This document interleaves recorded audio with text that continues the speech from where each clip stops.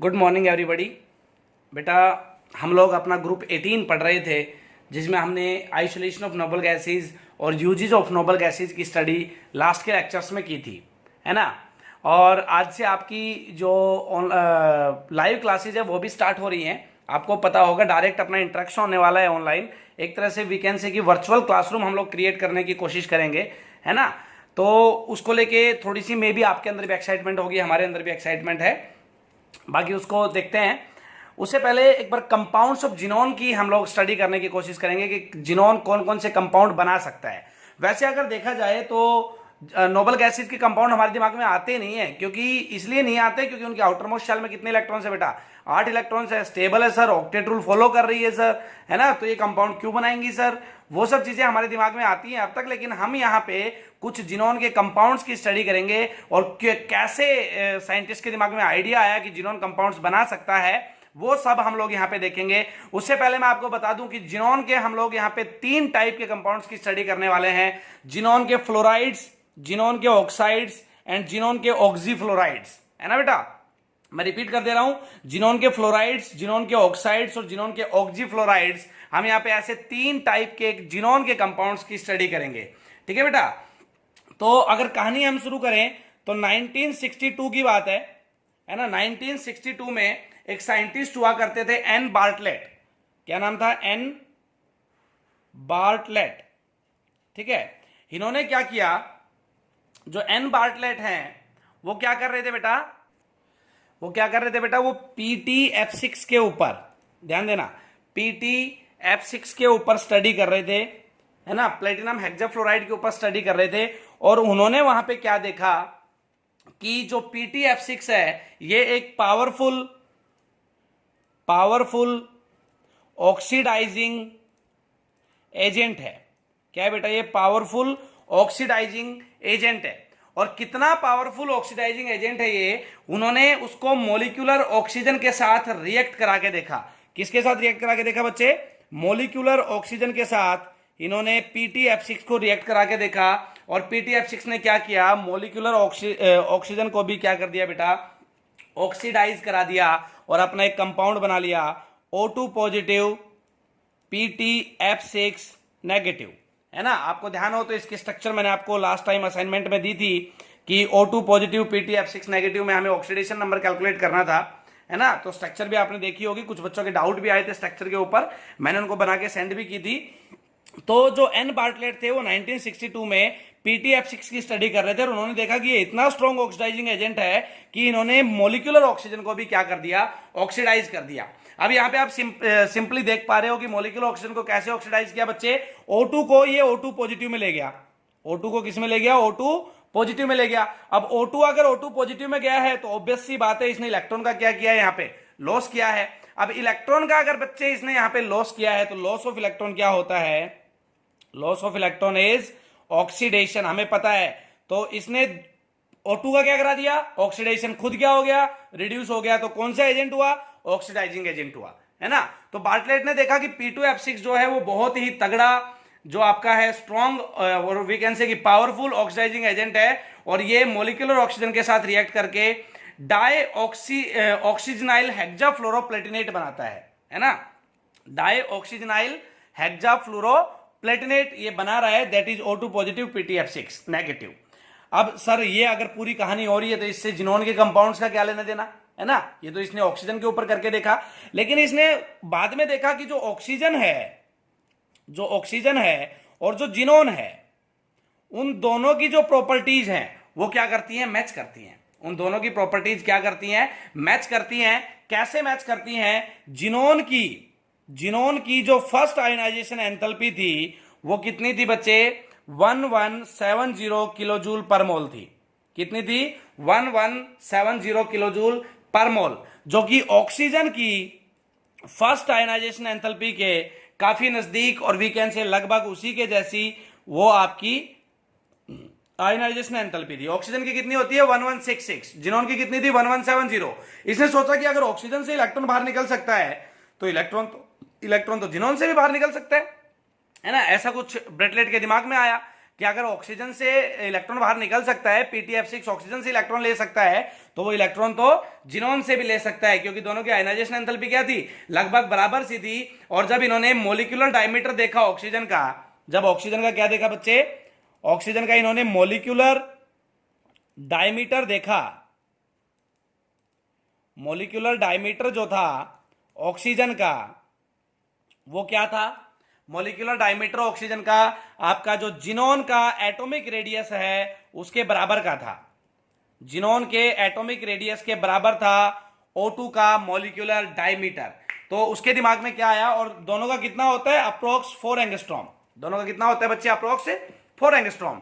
तो यहां पे ब्रेटलेट के दिमाग में आया कि जब अगर इलेक्ट्रॉन ऑक्सीजन से बाहर आ सकता है ना मेरे भाई, तो इलेक्ट्रॉन का जुगाड़ हम जिनोन से भी कर सकते हैं। तो वहां से इसके दिमाग में आना स्टार्ट हुआ कि जिनोन भी अपने कंपाउंड बना सकता है, और वहां से जिनोन के कंपाउंड का आइडिया दिमाग में आया, और हमने जिनोन के 3 टाइप के कंपाउंड्स की स्टडी की, जो मैं आपको बता चुका हूं, fluoride, oxides and oxy fluorides. ठीक है, एक एक करके हम इन तीनों को पढ़ेंगे।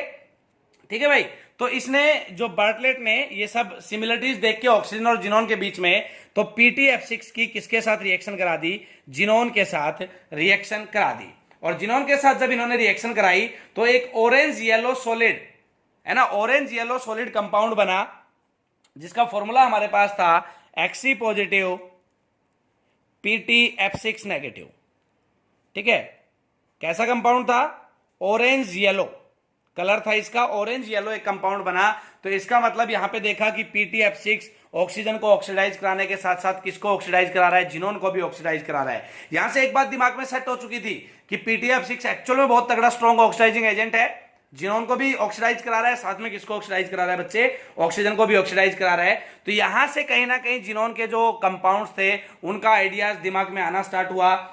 और कुछ हम लोग जो जिनोन के कंपाउंड आगे पढ़ने वाले हैं, मैं उनका एग्जांपल आपको दे देता हूं। XeF2 की हमने स्टडी की, XeF4 हमने बनाया, XeF6 हमने बनाया, है ना, ये 3 इसके फ्लोराइड्स बनाए। ऑक्सी फ्लोराइड्स देखूं तो XeOF2 हमने इसकी स्टडी की, है ना, XeOF4 की हमने स्टडी की, XeOF4 की हमने स्टडी की। और अगर मैं इसके ऑक्साइड्स की बात करूं बच्चे, तो XeO3 की हमने स्टडी की। तो इतने कंपाउंड हम जिनोन के वहां से निकाल लाए, फ्लोराइड्स भी निकाल लाए, ऑक्सी फ्लोराइड्स भी निकाल लाए, और ऑक्साइड्स भी निकाल लाए। एक एक करके हमें अब इन सब पे चर्चा करनी है, इन सब की स्टडी करनी है कि फ्लोराइड्स की क्या प्रॉपर्टीज होती हैं, कैसे बनता है, ऑक्सी फ्लोराइड्स की क्या प्रॉपर्टीज हैं, कैसे बनता है, और ऑक्साइड्स की क्या प्रॉपर्टीज हैं और ये कैसे बनता है। ठीक है, तो सबसे पहले अब तक के आपके छोटे से लेक्चर में यह बात आपको क्लियर हो जानी चाहिए कि जिनोन के कंपाउंड्स का आइडिया दिमाग में कैसे आया, और जिनोन का पहला कंपाउंड जो लेबोरेटरी में बनाने की हमने कोशिश की, इसके जो फ्लोराइड्स बनाने की कोशिश की, वो कैसे बनते गए, वो अभी हम एक एक करके देखते हैं बेटा। ठीक है भाई, तो जिनोन के 3 फ्लोराइड्स, आज हम फ्लोराइड्स की स्टडी करेंगे, ऑक्सी फ्लोराइड्स और ऑक्साइड को हम बाद में देखेंगे। तो फ्लोराइड्स की स्टडी करेंगे। फ्लोराइड मेरे पास यहां पे 3 है, XeF2, XeF4 एंड XeF6। ये 3 फ्लोराइड्स हमारे पास यहां पे जिनोन के हैं। तो एक एक करके उठाते हैं। पहला है XeF2, XeF2 xenon die fluoride. क्या बच्चे, जिनोन डाई फ्लोराइड। ये बेटा जब ये कब बनता है, जब हम लोग जिनोन और फ्लोरीन को 1:3 में मिक्स कर देते हैं, रिएक्ट कराते हैं 1:3, है ना। और ये 1:3 का इनका मिक्सर लेके मुझे कहां से पास कराना है, निकेल ट्यूब से पास कराना है। कहां से पास कराना है, निकेल ट्यूब से पास कराना है एट 673 केल्विन, एट 673 केल्विन। ठीक है बेटा, हमने क्या किया, जिनोन और फ्लोराइड का 1:3 का इनका रेशियो लिया, इनको आपस में मिक्सर लिया इनका, और हमने इनको निकेल ट्यूब से पास करा दिया। और जो आपका कंपाउंड बना वो था XeF2। जो कंपाउंड बना वो क्या था भाई, XeF2 जिनोन डाई फ्लोराइड। ठीक है भाई, तो यहां पे आपका कौन सा कंपाउंड बना, जिनोन डाई फ्लोराइड बन गया है। अब हम देखें, अगर बात करें जिनोन डाई फ्लोराइड के स्ट्रक्चर की, कि सर ये जिनोन डाई फ्लोराइड जो बना इसका स्ट्रक्चर कैसा था, तो जिनोन डाई फ्लोराइड के स्ट्रक्चर की बात करें तो बेटा ट्राइगोनल बाय पिरामिडल इसका स्ट्रक्चर था, इसकी ज्योमेट्री थी, है ना, क्या थी, ट्राइगोनल बाय पिरामिडल इसकी ज्योमेट्री थी। और इसकी जो हाइब्रिडाइजेशन थी वो थी sp3d, वो क्या थी बेटा, sp3d। और जो 3 इक्विटोरियल पोजीशंस थी ट्राइगोनल बाइपिरामिडल में, क्या थी, जो 3 इक्वेटोरियल पोजीशंस थी वो ऑक्यूपाई कर ली लोन पेयर्स ने, और आपके जो फ्लोरीन्स थे उन्होंने इसके साथ ऐड होके क्या दे दिया, इसको एक लीनियर शेप प्रोवाइड कर दिया, है ना। कैसा शेप प्रोवाइड कर दिया बेटा, एक लीनियर शेप प्रोवाइड कर दिया। अगर मैं इसकी शेप अगर आपको बोलूं तो शेप में बोलूंगा कि इसकी लीनियर शेप होती है ना। और trigonal bipyramidal according to the hybridisation इसकी हमने क्या लिख दी बेटा, ज्योमेट्री लिख दी है। अब सर कहां इक्वेटोरियल पोजीशन, कहां हम ये क्या बातें कर रहे हैं वो अभी मैं आपको बताता हूं। 1, 2 और 3 ये इक्वेटोरियल पोजीशंस ले गए लोन पेयर, ये फ्लोरीन और ये फ्लोरीन, ये बन गई आपकी XeF2 की स्ट्रक्चर। बच्चे किसकी स्ट्रक्चर बन गई, XeF2 की स्ट्रक्चर बन गई है ना। अगर मैं इसकी शेप की बात करूं तो शेप कैसी बोलूंगा, लीनियर शेप है XeF2 की, है ना। अकॉर्डिंग टू द हाइब्रिडाइजेशन इसकी ज्योमेट्री क्या है बच्चे, इसकी ज्योमेट्री है ट्राइगोनल बाइपिरामिडल। ठीक है, इन चीजों को दिमाग में रखना है, अच्छे से सेट कर लेना है। जो आपकी ट्राइंगुलर है मैं बना के दिखा दे रहा हूं, ट्राइगोनल बाइपिरामिडल इसकी ज्योमेट्री है, ये ट्राइंगुलर बन गई इक्वेटोरियल पोजीशंस पे, और ये आपके 2 बॉन्ड पेयर यहां पे लग गए हैं। ठीक है भाई, तो यहां तक हमें इसकी शेप क्लियर हुई कि XeF2 की शेप क्या होती है, और जो आपका इसकी हमें जो रिएक्शंस मिली कैसे हमने इसको बनाया। उसके बाद स्टडी करते हैं इसकी प्रॉपर्टीज की, स्टडी करते हैं बच्चे इसकी प्रॉपर्टीज की। इसकी प्रॉपर्टीज में हमने क्या देखा कि XeF2 एक कलरलेस क्रिस्टलाइन सॉलिड होता है। क्या होता है, पहली प्रॉपर्टी मेरे को मिली, कलरलेस क्रिस्टलाइन सॉलिड, है ना। क्या है भाई, एक कलरलेस क्रिस्टलाइन सॉलिड है due to the sp3d hybridisation. इसकी ज्योमेट्री भी हम लोग आपको बता चुके हैं, है ना। तो प्रॉपर्टीज में फिर देखते हैं, कलरलेस क्रिस्टलाइन सॉलिड है, रिएक्ट करता है हाइड्रोजन के साथ और हमें क्या प्रोवाइड कर देता है, Xe+HF। किसके साथ रिएक्ट करके, XeF2 को अगर मैं रिएक्ट करा दूं बेटा हाइड्रोजन के साथ तो मुझे क्या देगा, Xe देगा और साथ में हाइड्रोजन फ्लोराइड प्रोवाइड करेगा। इनऑर्गेनिक केमिस्ट्री है, कंपाउंड्स की एक एक 2 रिएक्शंस आपके दिमाग में होनी चाहिए कि सबसे पहली रिएक्शन XeF2 को कैसे बनाया, उसके बाद XeF2 जब हाइड्रोजन के साथ रिएक्ट करेगा तो ये क्या प्रोडक्ट देता है, और जब हमने इसकी वाटर के साथ रिएक्शन देखी तो इसका कंप्लीट हाइड्रोलिसिस हम लोग यहां पे देख रहे थे। वाटर की जब हमने इसके साथ रिएक्शन देखी बेटा, तो जब मैंने XeF2 को H2O के साथ रिएक्ट कराया तो आपका बना Xe+O2, कंप्लीट हाइड्रोलिसिस हो गया है, कंप्लीटली ये टूट गया है और साथ में निकल गए HF। ये इसकी वाटर के साथ रिएक्शंस थी। ठीक है भाई, उसके बाद हमने देखा it also forms additional compounds with reactive pentafluorides like SbF5। Additional compounds बना रहा था SbF5 के साथ रिएक्ट करके, TAF5 के साथ रिएक्ट करके, इन सब पेंटाफ्लोराइड्स के साथ रिएक्ट करके अपने एडिशनल कंपाउंड्स बना रहा था। सर कैसे एडिशनल कंपाउंड्स वो बता दे रहा हूं। XeF2 को जब मैं रिएक्ट कराऊंगा SbF5 के साथ तो ये बना लेगा बेटा XeF2+SbF5। ऐसे कंपाउंड्स को बोल देते हैं these are the additional compounds की सिंपली ये वहां पे क्या हो गया है, ऐड हो गया है। ठीक है भाई, तो ये आपका पेंटाफ्लोराइड्स के साथ रिएक्ट करके क्या बना रहा था, एडिशनल कंपाउंड्स भी ये यहां पे बना रहा था। फिर हमने देखा कि ये एक एक्चुअल में माइल्ड फ्लोरिनेटिंग एजेंट था। क्या था ये, एक माइल्ड फ्लोरिनेटिंग एजेंट। ये क्या था बच्चे, माइल्ड फ्लोरिनेटिंग एजेंट था। और अब ये माइल्ड फ्लोरिनेटिंग एजेंट क्या होते हैं मैं आपको सिंपली बता दूं। माइल्ड जो फ्लोरिनेटिंग एजेंट्स होते हैं, हम फ्लोरिनेटिंग एजेंट्स उनको बोलते हैं जिनमें एक्चुअली आपका जो इलेक्ट्रॉन डेफिशिएंट फ्लोरीन होता है वो रिएक्शन में एक्टिव पार्टिसिपेंट या एक्टिव स्पीसीज होता है ना। जो फ्लोरीन होता है वो एक्टिव स्पीसीज होता है, या मैं सिंपली अगर देसी लैंग्वेज में आपको बोलना चाहूं तो जो फ्लोरिनेटिंग मींस फ्लोरीन डोनेटिंग, है ना। फ्लोरीन डोनेटिंग जो एजेंट्स होते हैं वही आपके क्या बोलते हैं, हम उनको फ्लोरिनेटिंग एजेंट्स बोलते हैं। एक्चुअली आपके फ्लोरीन का क्या कर देंगे, आपको एक फ्लोरीन प्रोवाइड कर देंगे। डोनेटिंग का मतलब यही होता है कि यहाँ पे क्या करेगा, फ्लोरीन प्रोवाइड कर देगा। तो ये क्या था आपका, एक माइल्ड फ्लोरिनेटिंग एजेंट भी था जो बेंजीन के साथ रिएक्ट करके आपको फ्लोरोबेंजीन दे रहा था, है ना। सर बेंजीन के साथ रिएक्ट करके कैसे फ्लोरोबेंजीन दे रहा था, वैसे ही मैं अभी आपको जिनोन की जितनी भी फिजिबल रिएक्शंस हमने देखी हैं वो सारी रिएक्शंस आपको करके बता दे रहा हूं। जैसे मैं यहां पे लिख दे रहा हूं XeF2, ठीक है भाई, XeF2 है, इसकी एक एक करके रिएक्शन पढ़ते हैं। जब ये H2 के साथ रिएक्ट करेगा तो ये क्या बनाएगा, Xe प्लस HF। क्या बनाएगा, Xe प्लस HF। और जब ये XeF2 आपका HCl के साथ रिएक्ट करेगा बच्चे, किसके साथ, HCl के साथ रिएक्ट करेगा, तो ये बनाएगा Cl2 plus Xe plus HF। ठीक है भाई। और जब ये आपका H2O के साथ रिएक्ट करेगा, H2O के साथ अगर ये रिएक्ट करेगा तो ये बनाएगा भाई O2 plus Xe plus HF। Completely hydrolysed हो जाता है। जब ये बेटा OH नेगेटिव बेसिक मीडियम में जब ये रिएक्ट करेगा तो ये बनाएगा भाई Xe plus F negative plus O2 plus H2O। ठीक है बच्चे। फिर अगर हम देखें, अगर मैं इसको PF5 के साथ रिएक्ट कराऊंगा, PF5 के साथ अगर हम इसकी रिएक्शन देखें तो ये बनाएगा XeF, कंप्लीट पे यहां पे पॉजिटिव चार्ज, और PF6 इस पे नेगेटिव चार्ज। मतलब XeF2 ने क्या किया, एक फ्लोरीन PF5 को डोनेट कर दिया, फ्लोरिनेटिंग एजेंट की यहां पे इसने भूमिका निभाई और अपना एक कॉम्प्लेक्स बना लिया, है ना, पेंटाफ्लोराइड था इसलिए, है ना। ठीक है भाई, अपना एडिशनल कंपाउंड बना लिया। अगर मैं इसको SbF5 के साथ इसकी रिएक्शन दिखाता हूं तो मैं आपको पहले बता चुका हूं कि डिटो लिख देते हैं XeF2.2SbF5 एडिशनल कंपाउंड है, या इसको हम यूं भी लिख सकते हैं कि XeF2 ने एक अपना फ्लोरीन दिया, खुद पे पॉजिटिव चार्ज लिया, और SbF6 के पास, SbF5 के पास एक फ्लोरीन आया और खुद पे ले लिया इसने नेगेटिव चार्ज।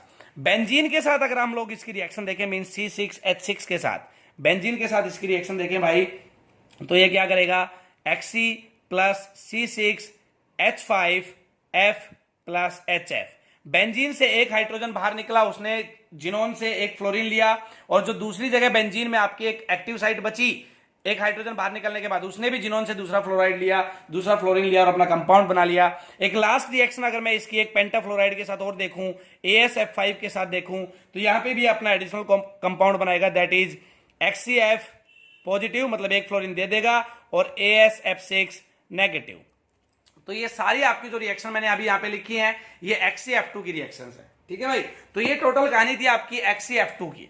ठीक है, टोटल XeF2 की कहानी में 17 मिनट का आपका वीडियो बन गया है। फिर मैं वही बात कहूंगा, ज्यादा लेंथी वीडियो ना बनाते हुए, XeF4 और XeF6 को हम लोग या तो ऑनलाइन क्लास में पढ़ेंगे या फिर हम लोग इसका दूसरा वीडियो बनाएंगे अगर आपका XeF2 क्लियर हो जाता है तो।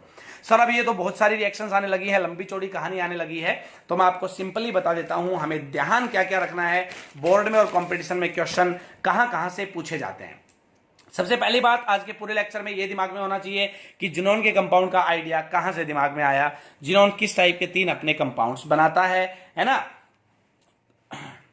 दूसरा, जिनोन का आइडिया की पूरी कहानी, आपको ऑक्सीजन वाली कहानी याद होनी चाहिए। ठीक है भाई।